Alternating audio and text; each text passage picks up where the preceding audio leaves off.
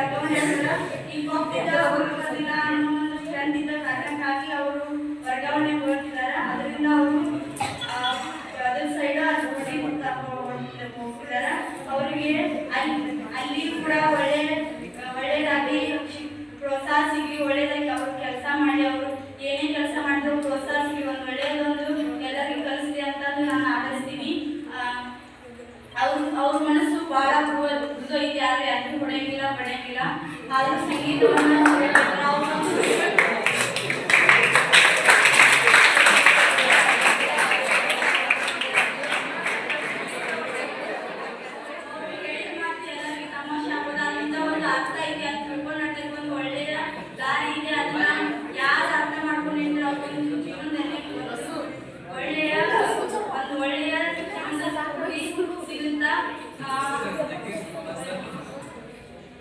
ಅವರ ಮಾನ ಅವ್ರು ಏನೋ ಒಂದು ಜಗಳ ಬೆಳೆದಿರ್ಬೋದು, ಏನೋ ಒಂದು ಆಗಿರ್ಬೋದು, ಅವ್ರ ಒಳ್ಳೆಯದನ್ನ ಬೆಳೆಸ್ತಾರೆ. ಯಾರು ನಿಮ್ಮ ಕೆಟ್ಟದಕ್ಕೆ ಮಾತ್ರ ಯಾರು ಬೆಳೆಸಿಲ್ಲ, ಒಳ್ಳೆಯದನ್ನೇ ಅದನ್ನ ನೀವು ತಿಳ್ಕೊರಿ. ಅವರು ನಮ್ಮಿಂದ ಏನೇ ಒಂದು ತಪ್ಪಾಗಿದ್ರು ಅವರಿಂದ ನಾವು ಕ್ಷಮೆ ಕೇಳ್ತೀನಿ. ಎಲ್ಲ ಶಾಲೆಯ ವಿದ್ಯಾರ್ಥಿಗಳ ವತಿಯಿಂದ ಯಾವಾಗ ಒಂದು ತಪ್ಪಾಗಿ ವರ್ತನೆ ನಡೆಸಿದ್ರು ಅದನ್ನು ನಾವು ಕ್ಷಮಿಸ್ತೇವೆ ಅಂತ ನಮ್ಮಲ್ಲಿ ಸಂಗೀತವನ್ನು ಈ ಶಾಲೆಯಲ್ಲಿ ಯಾರು ಬಂದಿದ್ದಿಲ್ಲ. ಈ ಪೋಸ್ಟ್ ಒಳಗ ಈಗ ಅವರು ಬಂದಿರೋ ಅದನ್ನು ಪೋಸ್ಟ್ ತಿಳಿಸಿ ಸಂಗೀತ ಅಂದ್ರೆ ಏನೋ, ಅದ್ರ ಬಗ್ಗೆ ಯಾವ ರೀತಿ ಇರುತ್ತೆ ಸಂಗೀತ, ಅದರಿಂದ ಅರ್ಥ ಏನು ಅಂತ ಹೇಳ್ಕೊಟ್ಟ ಸಂಗೀತದ ಬಗ್ಗೆ ಪರಿಚಯವನ್ನು ಮಾಡಿಕೊಂಡು ಈ ಶಾಲೆಯಲ್ಲಿ ಪ್ರತಿಭಾ ಕಾರಂಜಿಯಲ್ಲಿ ರಾಜ್ಯ ಮಟ್ಟ ಹೋಗ್ತಿರಲಿಲ್ಲ, ತಾಲೂಕು ಮಟ್ಟ ಹೋಗ್ತಿರಲಿಲ್ಲ, ಯಾವ್ದು ಹೋಗಿಲ್ಲ. ಅವ್ರು ಬಂದಿದ್ದ ತಾಲೂಕು ಮಟ್ಟ ರಾಜ್ಯ ಮಟ್ಟದಲ್ಲಿ ಹೋಗಿ ನಾವು ಸ್ಪರ್ಧೆಯನ್ನ ಮಾಡಿ ಬಹುಮಾನವನ್ನು ತೆಗೆದುಕೊಂಡು ಬಂದಿದ್ದೇವೆ. ಅವರಿಗೆ ಒಂದು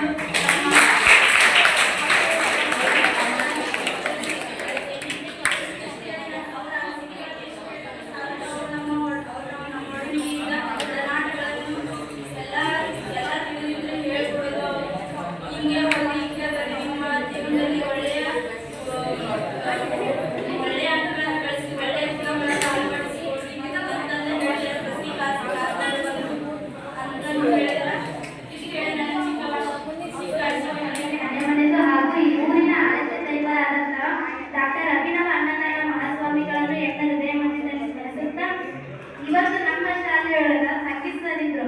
ಇಷ್ಟಿನ ಸಂಗೀತ ಸರ್ ಇರ್ತಿದ್ದಿಲ್ಲ. ಇವ್ರು ನಾನು 8th ಕ್ಲಾಸ್ ಇದ್ದಾಗ ಸಂಗೀತ ಸರ್ ಬಂದ್ರು.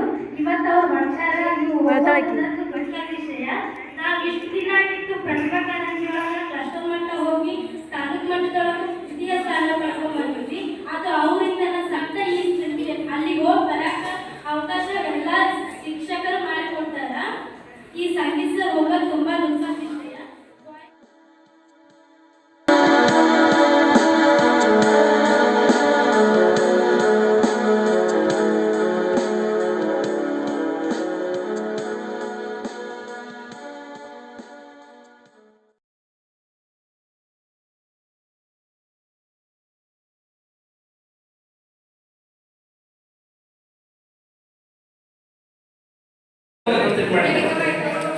ಹಾಗೆ 210 ಬಂತು. 210 ಅಂದ್ರೆ ಒಂದು ಸೆಕ್ಷನ್ಗೆ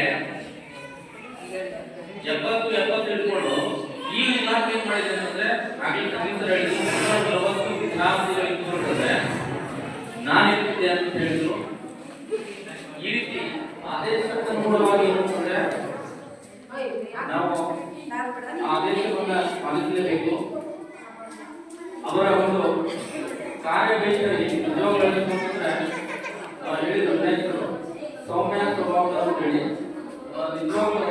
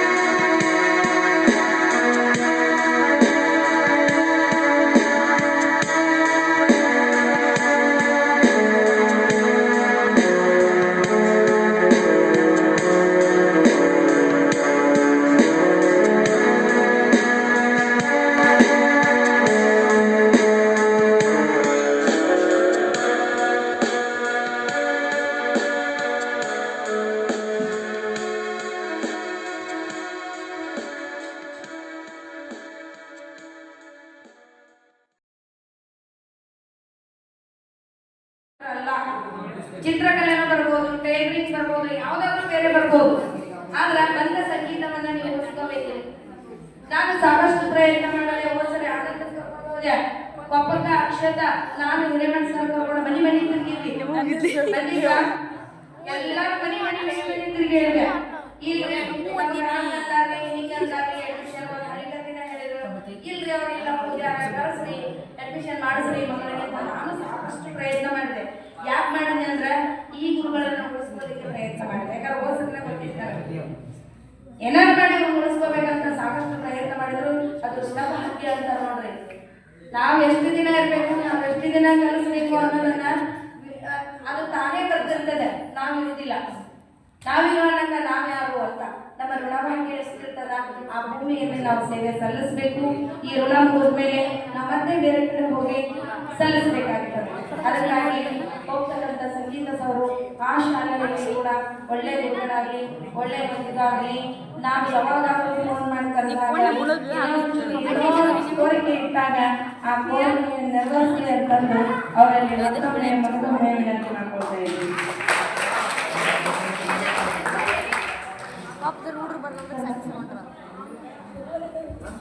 ಈಗ ಮಾತಾಡಲಿಕ್ಕೆ ಜಾಸ್ತಿ ಸಮಯ ಇಲ್ಲ.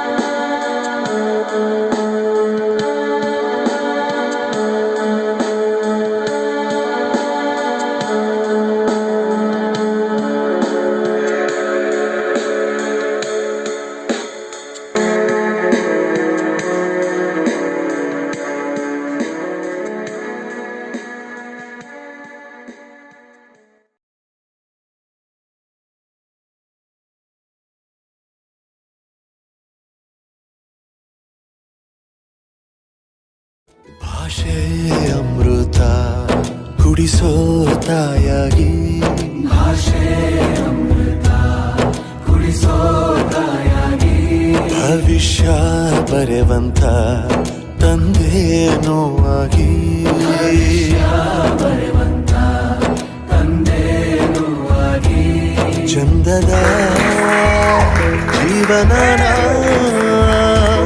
ನೀಡಿರೋ ಗುರುಗಳು ನಮ್ಮ ಗುರುಗಳು.